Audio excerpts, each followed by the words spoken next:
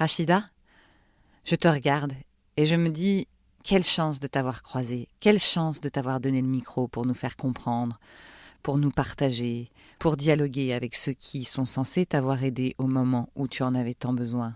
Quelle chance d'avoir cette battante que tu es pour toutes celles qui ont aujourd'hui à leur tour tant besoin de soutien, de justice, de cette force que tu as construite après 17 ans de violence conjugale et 7 ans de violence institutionnelle.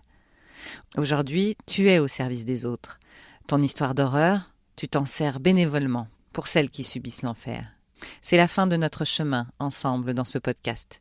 Mais c'est le début de grandes aventures, j'en suis sûre.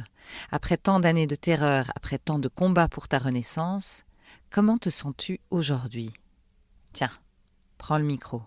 C'est le tien finalement. C'était une fois l'histoire d'un jour qui vit mourir 2 fois le grand amour. Elle attendait là son prince, son roi, pour lui dire ces 3 mots velours. Il était 1000 fois beau. Je vis toute seule et je savoure ma liberté. Je me construis petit à petit. C'est très lent, c'est sûr que c'est très lent. Mais je suis restée 17 ans avec cet homme, donc je pense qu'il faut autant pour me reconstruire. Par moments, je perds pied, encore de temps en temps. J'ai un épuisement que des fois, quand inconsciemment, en fait, quand je suis témoin de quelque chose qui peut-être qui me fait écho, la nuit, je dors pas, je fais des cauchemars encore. Ça m'arrive de faire des cauchemars et du coup, le lendemain, je suis épuisée, donc c'est difficile. Mais c'est plus comme avant, ça passe très vite.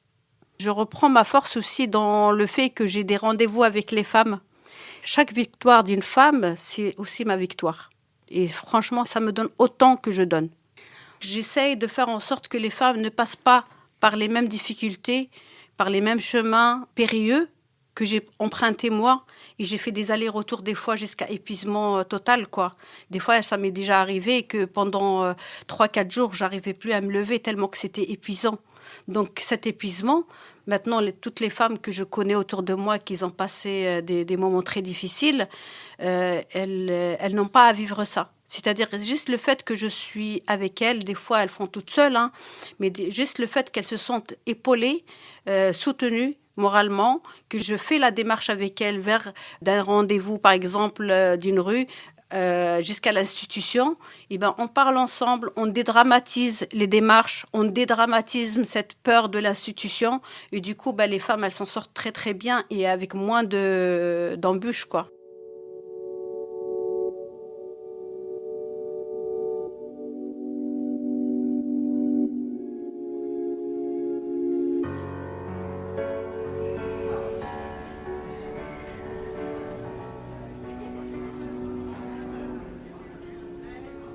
Je me sens beaucoup plus libre à dire les choses. Les personnes qui vont dire « ouais, mais c'est rien, machin et tout », j'ai les arguments et je puise en moi ce que j'ai vécu sans parler de moi, bien sûr. Mais je n'ai plus cette peur qu'on me vise comme une victime. C'est-à-dire, encore une femme qui se victimise. Je n'ai plus cette colère et cette tristesse d'avoir des personnes qui me limitent. J'arrive à en parler avec des adolescentes ou des adolescents. J'arrive à aller vers les gens quand il y a quelque chose qui ne va pas par rapport aux violences faites aux femmes. J'arrive à dire les choses tranquillement et simplement.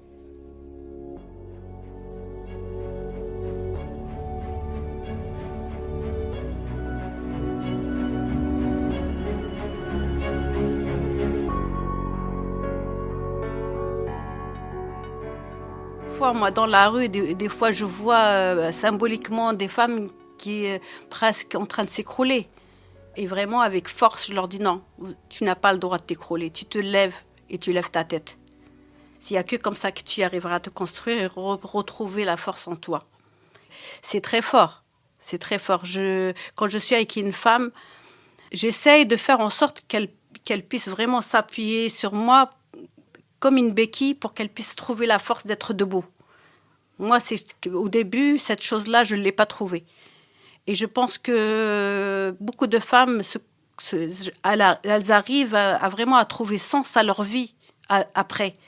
Confiance. Parce que la première des choses que ces hommes-là, ils s'attaquent à la confiance en soi. Beaucoup de femmes maintenant, elles retrouvent confiance en elles et elles sont déjà insérées, elles retravaillent, elles ont trouvé des fois des logements. En fait, on travaille sur tout. On travaille avec les personnes qui sont autour de ces femmes-là. On travaille sur le logement d'abord, sur la formation, sur le travail du soi. On travaille sur l'image de soi.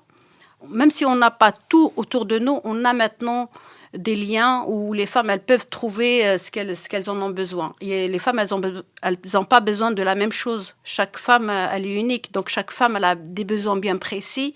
Donc, on a tout une panel d'adresses. On a des personnes qui travaillent avec nous. Et donc, on essaye d'orienter les femmes pour qu'elles puissent vraiment retrouver sens à leur vie.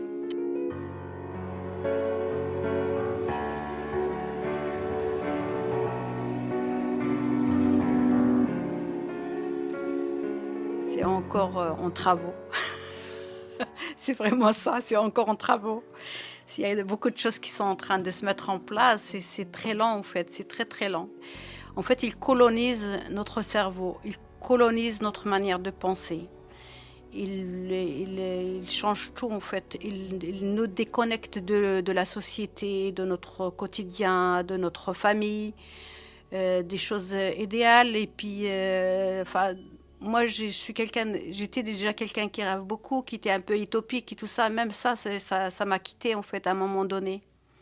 Et donc maintenant, on reconstruit ça petit à petit, comme on peut en fait.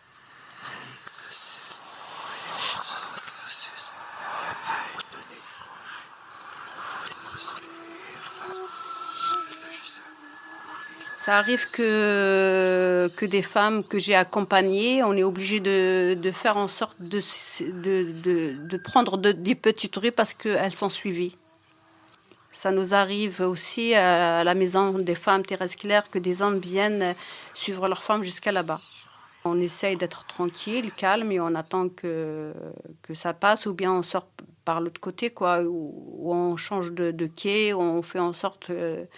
de les semer un petit peu. Moi, j'essaye de ne pas parler avec eux parce que c'est comme ça qu'on les nourrit, en fait.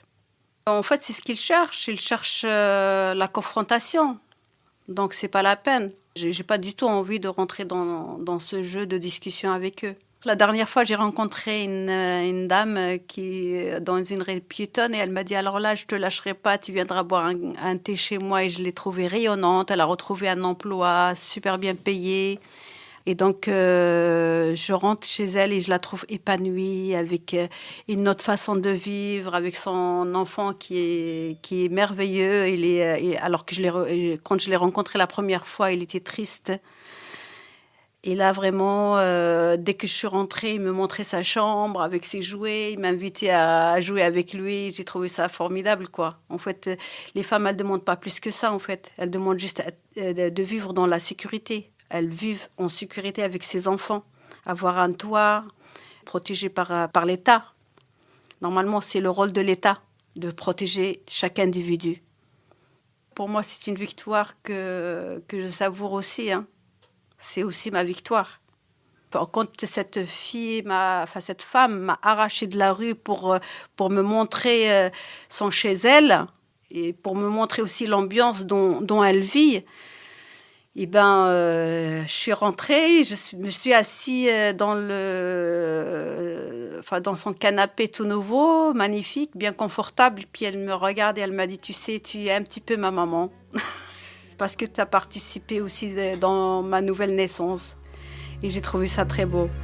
Il suffit d'une fois, c'est assez. Ce n'est pas un conte de fées.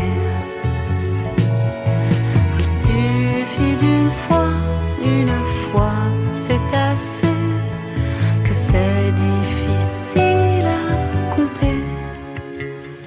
Bonjour Rachida. Bonjour Marjorie. On s'est pas vu depuis un moment. Oui. Mais ça fait longtemps. ouais, mais d'abord je voulais te dire que le podcast marchait bien et qu'on était contente, qu'on avait des beaux articles. C'est super, j'espère que ça va servir aux femmes qui en ont besoin. J'espère qu'un jour, il n'y en aura plus besoin. Exactement, et c'est quand même le but de ce podcast. Ouais. Aujourd'hui, on se retrouve à Montreuil, une fois de plus. C'est ta ville, hein, de toute façon. Oui. Parce que on va parler quelque part de vocation que tu as découvert avec cette terrible histoire quand même. C'est de aussi toi, parce que les choses ont changé dans ta vie, parce que tu t'es prise en main, parce que tu t'es battue, parce que tu veux faire changer les choses, eh bien, tu en es devenue à aider aussi les autres. Oui, en fait, quand j'ai commencé à faire mes démarches après ma plainte, je me suis rendu compte que l'institution était vraiment violente envers les femmes. Et donc, pour moi, c'était nécessaire d'accompagner les femmes. Des fois, je ne fais pas grand-chose, mais juste leur indiquer un peu certaines choses qu'il faut éviter. Être une médiatrice à peu près, enfin, entre guillemets, une médiatrice entre l'institution et les femmes. Ça aide un petit peu à activer leur démarche et du coup, les femmes, elles s'en sortent beaucoup plus vite et elles sont mieux accompagnées parce que maintenant, je suis reconnue à la ville de Montreuil comme une personne bénévole et importante dans cette démarche-là d'aide, avec la Maison des femmes Thérèse Claire, bien sûr, avec Femmes Solidaires. Par moment, il y a d'autres institutions qui peuvent m'appeler. Et là, je te présente Samia. Bonjour Samia. Bonjour. Alors Samia que j'ai rencontrée à la préfecture pendant l'accompagnement d'une autre femme. Donc elle m'a entendu parler, donc elle m'a alertée de sa situation.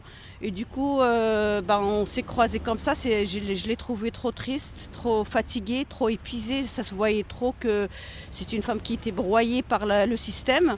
Et c'était très dur pour elle parce que elle est venue d'Algérie par un regroupement familial et elle était coincée. Un avocat qui l'a lâchée au bout d'une audience. Ses papiers ils étaient complètement à refaire et donc elle était dans une angoisse terrible avec sa petite fille de 2 ans.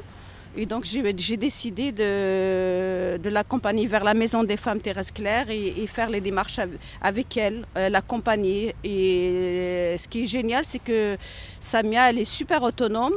Et à chaque fois qu'on veut faire quelque chose, la plupart des choses, elle les fait toute seule, mais elle avait juste besoin d'une main tendue. Parce que vous avez quitté votre logement parce que votre mari vous violentait ? Le monsieur va quitter le logement, c'est pas moi. Moi, j'ai gardé le logement avec ma fille. Après, maintenant, j'ai rendez-vous pour le divorce. Mais là, quand vous avez décidé que c'était fini, peut-être que vous avez porté plainte, vous vous êtes rendu compte que ce serait difficile d'avancer et c'est pour ça que vous êtes allé voir, vous avez vu Rachida. كي تلاقيتيني كنتي عارفة روحك باللي c'est difficile pour toi. C'est pour ça que tu m'as interpellée. C'est ça, ouais. Après, Rachida, elle a dit moi, je suis avec toi, il n'y a pas de souci, il n'y a pas de...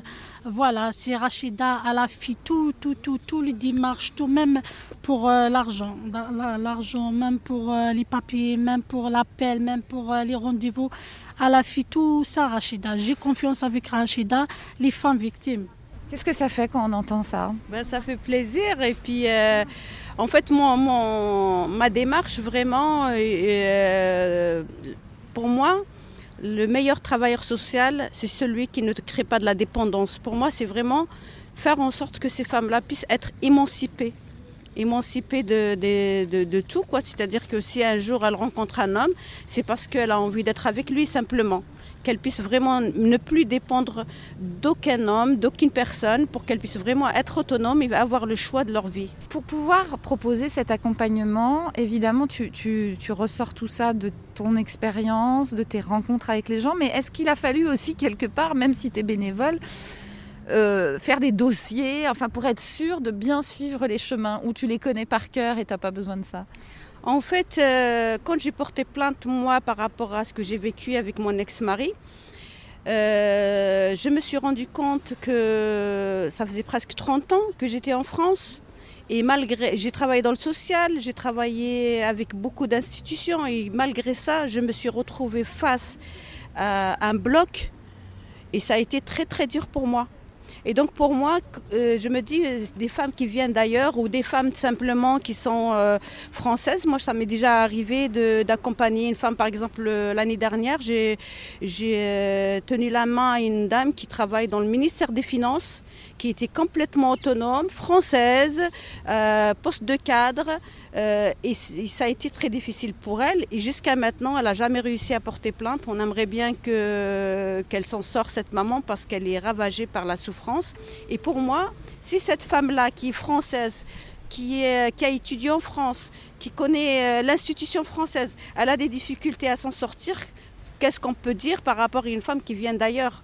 Et bien pour moi, c'était évident d'être, entre guillemets, la facilitatrice pour ces femmes-là. Et donc, mais est-ce que tu as étudié, en fait, c'était ça ma question, quand je dis tu as fait des dossiers, est-ce que tu as besoin d'étudier des choses bien précises ou est-ce que tu y vas à l'instinct de tout ce que tu as vécu?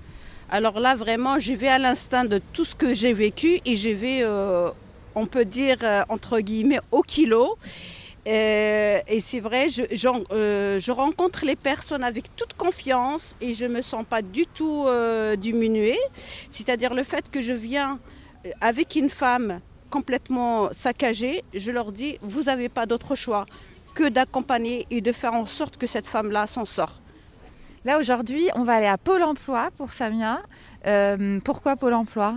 Rachida, elle a dit pour besoin du travail, besoin pour les diplômes, pour travailler, pour avoir une vie. Oui, voilà, une vie. Vie indépendante. Voilà, c'est ça. C'est marrant parce que quand je regarde vos yeux, vous avez vraiment l'air d'avoir confiance en Rachida.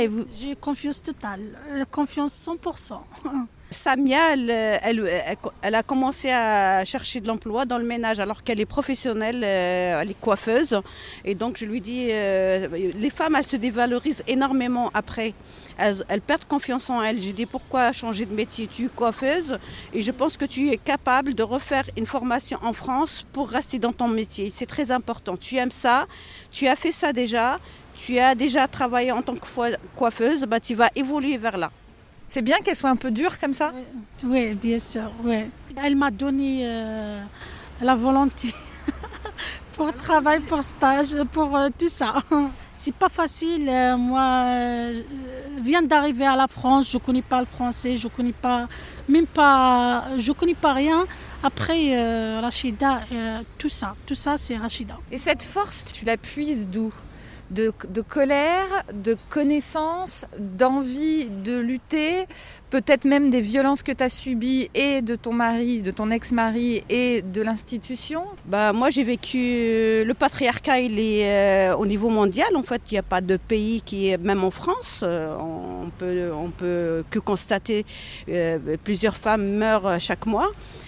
Je suis née aussi dans un pays où le patriarcat, c'est une banalité, en fait. En Algérie, c'est comme ça. Beaucoup de pays où c'est comme ça et c'est pas autrement. Donc, quand je suis arrivée ici en France, pour moi, j'avais atterri dans un pays libre et là, je me rends compte que je me suis fait piéger, en fait, parce que j'ai eu confiance. Pour moi, cette colère, elle vient aussi pour que les femmes puissent aussi reprendre confiance en elles et s'émanciper pour être libre de tout le monde. Bah alors du coup on va aller à Pôle emploi ensemble, Voilà. non pas pour toi mais pour Samia. On y va Samia? Oui, on y va. Donc là on va vers Pôle emploi. Rachida, tu connais par cœur cet endroit ou? Oui, je connais par cœur parce que j'habite là et puis parce que moi aussi j'avais accès à ce lieu. Déjà ils sont ravis quand je viens pour accompagner une femme parce que ça leur facilite beaucoup leur travail. Bien sûr. Parce que je connais très bien les femmes, elles se confient beaucoup à moi et du coup, au lieu de passer 3-4 entretiens, des fois au bout d'un entretien ou deux, l'affaire est réglée, quoi. Samia, est-ce que vous avez un petit peu plus confiance en vous depuis que Rachida vous aide? Oui, on dit confiance, oui. Ça va maintenant. Il y a du monde, dis donc. J'ai vu beaucoup de monde rentrer. On va essayer. C'est toujours comme ça ici? C'est toujours comme ça, il faut attendre. En fait, c'est la crise sociale. En fait, il y a beaucoup, la crise sanitaire et la crise sociale qui a fait qu'il y a beaucoup de chômeurs, il y a beaucoup de personnes en grande précarité. Donc quand on arrive à cette heure-ci, en général, c'est lent, quoi.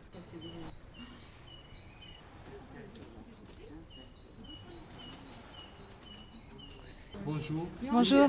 On fait un podcast. Oui, mais non, il nous faut l'autorisation. Non, mais c'est elle que j'interviewe, pas vous, pas personne. On rentre et on ressort. Bonjour. Je fais un podcast sur les femmes violentées qui essayent de revenir en réinsertion, etc. Je le fais avec Rachida et mademoiselle Samia. Et en fait, on rentre et on ressort. C'est parce qu'on vient de faire une interview dehors. Non, on peut pas, madame, je suis vraiment désolée. Mais vous pouvez même pas accéder à l'intérieur de l'agence. C'est pas que je ne veux pas, c'est qu'on n'a pas l'autorisation de vous donner accès à l'intérieur de l'agence. Donc à l'extérieur, il n'y a aucun problème, vous pouvez faire ce que vous avez à faire. Mais à l'intérieur, je suis désolée, c'est pas possible. S'il y a vraiment besoin d'être à l'intérieur de l'agence pour votre podcast, il faudra faire une demande à la direction régionale. D'accord, même dans le couloir là. Oui, exactement. Tant qu'on pénètre dans les locaux de Pôle emploi, c'est pas possible. D'accord. Ok, allez, merci, au revoir. Et ben voilà, donc belle expérience de Pôle emploi. Mais je souhaite quand même bonne chance à Samia. Oui, bonne chance à Samia. Je sais qu'elle va s'en sortir. Elle est vraiment prête à s'en sortir, j'espère. Ouais, vous viendrez faire un vrai rendez-vous sans moi, sans mon micro qui fait peur à tout le monde. Voilà. Merci Samia. Merci. Bonne chance. Merci, toi aussi. Merci. Merci Rachida aussi. Et un petit au revoir en arabe. Voilà. Il était 2 fois plus sourd que sourd lorsqu'il franchit le pas de sa bouche. Mais elle n'avait pas compris sur le coup, il ne frappait jamais les joues. Il était 3 fois bien plus fort qu'elle. Rachida, c'est le dernier épisode, c'est l'épisode 8 de Je te crois. Je voulais te remercier profondément de nous avoir tant donné, parce que tu as beaucoup donné de toi, même physiquement. Tu l'as répété quelques fois où ta mâchoire se coinçait. Tu as beaucoup voyagé dans Paris avec moi pour aller rencontrer des gens. Et tu as surtout donné beaucoup de ton histoire, ce qui ne doit pas être évident parce que ça fait ressasser des choses, je me doute. Donc voilà, je voulais te remercier. Et je voulais surtout te demander maintenant, à ton avis, est-ce que ce podcast, il t'a apporté quelque chose et il a apporté aux autres également? En fait, le podcast, ça m'a permis un petit peu de poser des mots sur ce que j'ai vécu. C'est comme si on porte lourd sur le dos et puis on a la possibilité de le poser à quelque part. Et de partager avec plein de monde. Moi, je trouve ça super parce que il faut sortir ce qui est tabou vers l'extérieur. Et pour moi, c'était très important. Le jour, je me rappelle, peut-être je l'ai déjà dit sur le podcast, mais je me rappelle le jour où j'ai porté plainte. Ce jour-là, je marchais et dès qu'on me disait bonjour, il y avait des fois des gens que je connaissais même pas et j'avais envie de leur raconter. Je racontais à des gens que je connaissais même pas tout ce qui m'est arrivé. J'avais l'impression que j'étais devenue comme un torrent et tout, il fallait que ça sorte. Tout le monde doit être au courant de ce que j'ai vécu. Alors que c'est des choses que j'ai fait taire même à ma famille proche. Ils n'étaient pas au courant. Et donc, le podcast, pour moi, c'est ça, en fait. C'est-à-dire dire ce qui a été tabou, dire ce qui ne pouvait pas se dire, que tout le système nous fait croire qu'il faut que ça reste en privé. Et bien, maintenant, tout le monde le sait. Et je pense que c'est aussi un début à tout. Et j'espère que ça va servir à d'autres femmes, que toutes les femmes sachent qu'elles ne doivent pas faire taire la malveillance et la maltraitance et la violence. La violence, ce n'est pas une affaire privée, c'est une affaire que tout le monde doit être concerné. Ça dédramatise l'institution. Le fait que j'ai rencontré un gendarme qui était responsable, le fait que j'ai rencontré quand même une avocate qui était géniale, qui peut parler du droit, qui peut expliquer que ça c'était possible et ça c'était difficile, mais c'est normal que ça soit difficile parce que ceci, cela, et elle expliquait pourquoi c'était compliqué. Et le fait que aussi je parle avec des personnes professionnelles de l'accompagnement psychologique, c'est important d'avoir rencontré ces gens-là de différents horizons pour un petit peu mettre de l'ordre dans notre chemin d'accompagnement. Même si je suis que bénévole, je me sens complètement professionnelle. Je pense que le fait que dans ce podcast, il y a plusieurs professionnels du droit et de l'accompagnement psychologique, ça peut aider les personnes à trouver des repères. Merci encore Rachida, merci pour tout. Et maintenant, je pense qu'il n'y a plus de doute. Tout le monde peut te dire « je te crois ». Parce que je pense que tu vas nous aider aussi pour la suite. Évidemment, on ne va pas s'arrêter là. Plusieurs saisons arrivent de « Je te crois », notamment le harcèlement scolaire pour la 2e saison. Mais évidemment, on parlera d'enfants co-victimes de ces violences conjugales. Donc à bientôt. À très vite.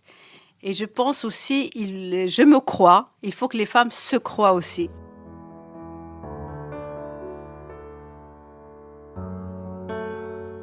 Voilà, c'est la fin de cette première saison. Nous espérons, comme Rachida, que ce podcast a pu peut-être vous aider ou vous mettre sur la voie et qu'un jour, il n'y aura plus besoin de « Je te crois ». Malheureusement, c'est pour l'instant très utopique. Les combats continuent bien sûr et nous vous donnons rendez-vous pour une seconde saison très vite. Autre sujet, autre confrontation, autre terrible dénouement, autres grands espoirs, on le souhaite. La seconde saison donnera la parole aux harcelés scolaires qui, malheureusement, actuellement, font beaucoup la une des journaux.